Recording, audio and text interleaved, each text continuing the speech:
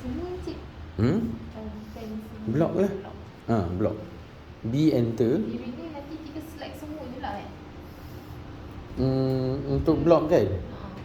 Untuk blockkan tu kena namakan dia dulu. Namakan dia apa-apa pun boleh.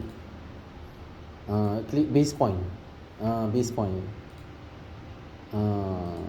Specific on screen Specific on screen, klik base point. Big point.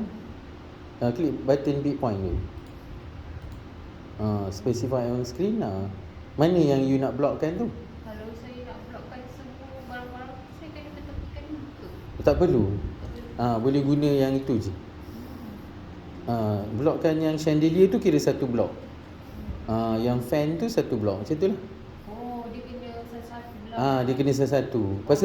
Pasal tu kita kena blockkan dulu baru copy.